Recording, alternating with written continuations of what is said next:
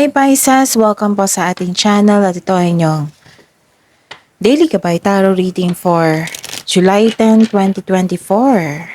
Please be reminded kung nakaresonate kayo, Pisces. Comment down kung hindi kayo nakaresonate, ibigay niyo po sa iba kasi channel reading po ito. This is for you, Pisces, ngayong July 10, 2024.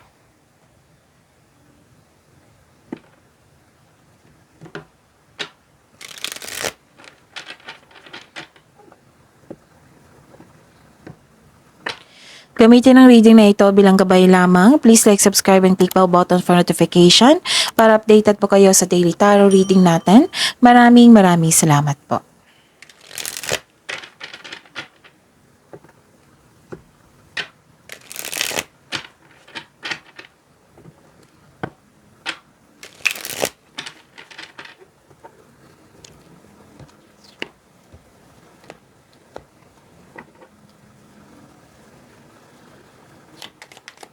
Spirits Guide, mga ganap po para kay Pisces. Ngayon July 10, 2024. I need 3 cards po.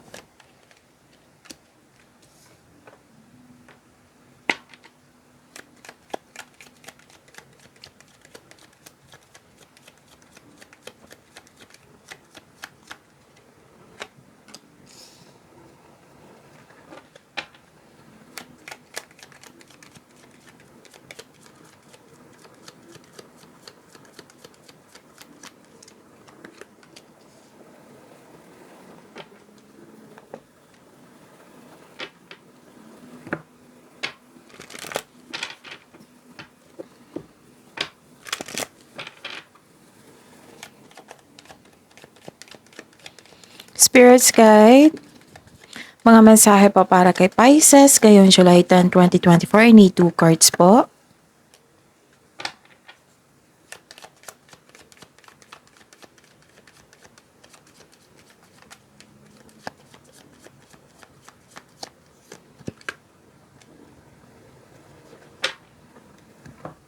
Okay. So, how are you, Pisces? Ngayong July 10, 2024, may nakita ko ditong may nalaman kayo kasi nakinig kayo sa inyong intuition. Okay? May nalaman kayo na hindi totoo sa inyo. May taong hindi totoo sa inyo. Tapos, may nalaman kayong katotohanan. Kasi malakas ang inyong intuition. So, nagkaroon ng time for reflection dito. Nagkaroon din ng cut-off of communication sa isang tao. Kasi nalaman mo na hindi pala siya totoo sa inyo. So, yun. May nakita ko dito ang harvest. Pwedeng sweldo nyo ngayon. Basta harvest po sa inyong sipag at tsaka. Tapos, may nakita kong nakatanggap kayo ng blessings. Oo, nakatanggap kayo ng blessings. Tapos may hope and healing po. Marami kayong ideas na gustong gawin. Nagre-research kayo at humingi kayo ng guidance. Oo. Pwede din na may nalaman kayong katotohanan through social media. Basta may dito cut off of communication ganun. Okay. Ang importante at the end of the day, may hope and healing. Tapos, baka nag-overthink na kayo kasi may nakita ko ditong kailangan nyo mag-meditate and contemplate. And kung nagkaroon kayo ng confusion, so the answers you need are coming.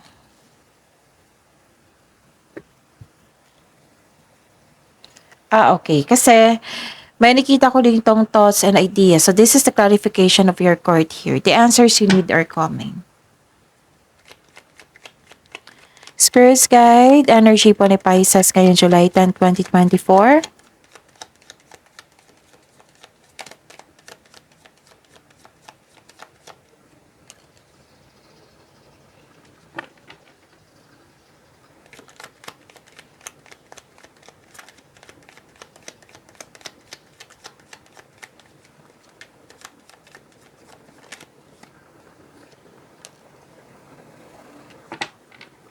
Okay, so this is daily reminder. Importante po ito para hindi kayo maguluhan, malito. This is daily reminder na kailangan yung panoorin nyo po yung last 4 days Gabay Tarot reading. Like for example, na panood nyo ito July 10, 2024. Panoorin nyo po yung July 9, 8, 7, 6. Basta sunod-sunod po. Kahit weekly man yan, kahit monthly man yan, basta sunod-sunod. Kung may repeating message po kayong nakikita or narinig, kailangan nyo bigyan niya ng atensyon. Kung kinakailangan po, kailangan nyo bigyan niya ng solusyon at aksyon. Okay? Nais kong ipaalam sa mga suki ko dito na Pisces na tumatanggap pa rin ako na July 2024 monthly Gabay Tarot reading. So, PM nyo po ako for schedule. At kung may nangyari na sa inyo 6 months from now na reading, so pwede kayo magpa-reading na. Pwede na kayo ulit magpa-reading for July to December 2024.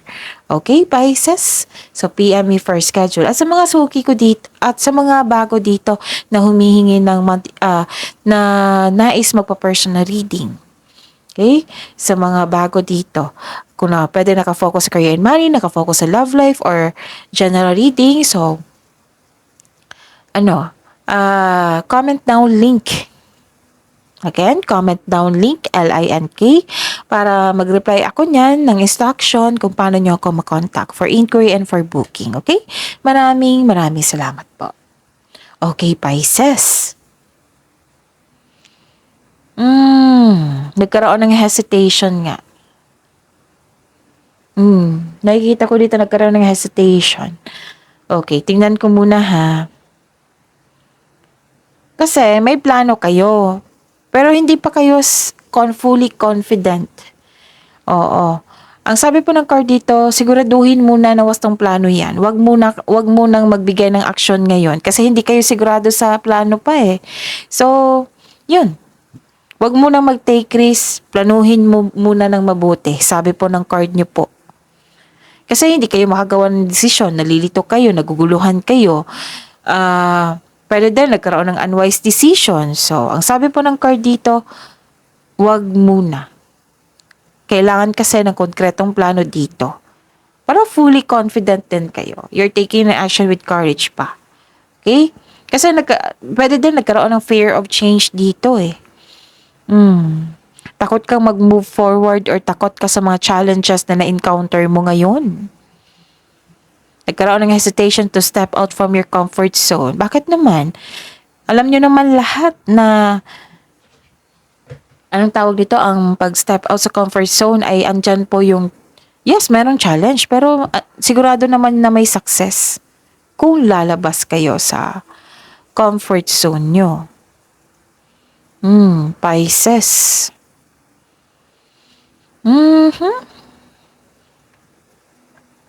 Yon.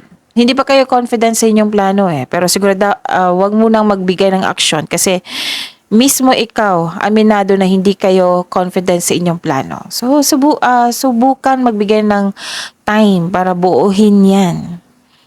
Okay? At don't worry, may nakita naman ako ditong pagbalanse. May malalaman din kayong katotohanan which is lumabas din dito. So, dalawang card na po nagsabi dito ha, na may clarity, may malalaman kayong katotohanan. This is cause and effect. Okay, nagkaroon ng balance, fairness. May pagkakaayos. May hustisya na parating. And this card asks you to use your logic and remain objective.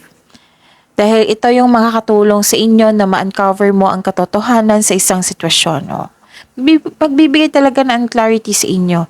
May positive outcome. Again, may positive outcomes in legal matters. Yes, mananalo ka. Yung legal issues mo concerning sa property ay mare-resolve na. May signing of contracts din ako nakita dito. And this card advise you to stay true to yourself and act with integrity. Have faith na ang imbalance na sitwasyon. Again, have faith ng imbalance na sitwasyon ay are now working out in your favor. Kailangan nyo mag-connect sa inyong intuition dito to set your moral compass. Okay? May signing of contracts ha, may nakita ko dito. So, sa mga hindi pa gumawa ng action dyan, magbigay na kayo ng action. Apply na kayo. Okay. Spirits Guide, Career and Money po ni Pisces ngayong July 10, 2024. I need 2 cards po. Kung nais nyo ng full reading sa inyong career and money, may na-post ako no Friday, I think, or Sabado. Yung weekly Gabay Tarot reading nyo, nakafocus po sa career and money. So, panoorin nyo po. That is July 8 to 14, 2024. Baka hindi nyo pa napanood. So, scroll down nyo lang po kasi marami tayong readings, di ba, sa araw-araw. So, scroll down nyo lang po hanggang sa makita nyo po iyon. Lumabas nga dito na nagkaroon ng lack of self-confidence.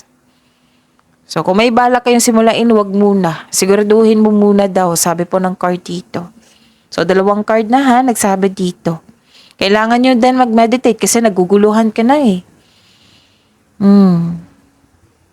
Lacking of self-confidence, weakness, doubt, naging impatient din, repression, madali kang mag-give up. You don't trust yourself. Uncomfortable ka sa situation ngayon. Ang advice po ng universe po dito, na have faith in the universe. Face your fears with self-confidence and courage.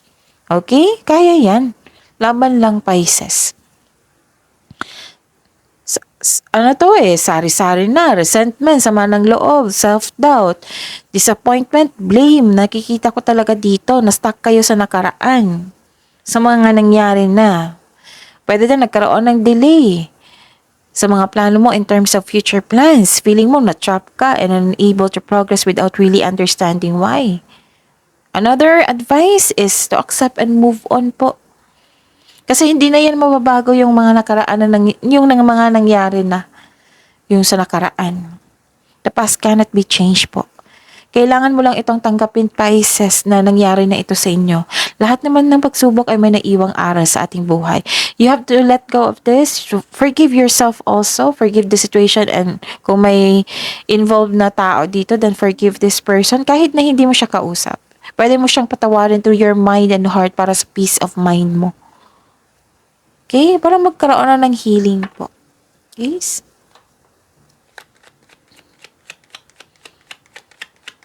Spirits Guide, Love Life, Self-Love, Partnership, and Romance ni Pisces ngayon July 10, 2024. I need 2 cards po. May lumabas dyan sa inyong screen ngayon ha, bagong YouTube channel natin yan, nakafocus sa love reading. Kung nais nyo malaman ang link, comment down love link. Again, comment down love link.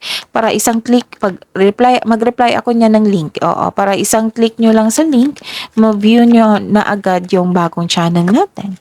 Huwag nyo lang kalimutan mag-subscribe at i-click yung bell notification para malaman nyo na may bagong upload. Usually, hapon na ito ma-upload or after lunch. Okay?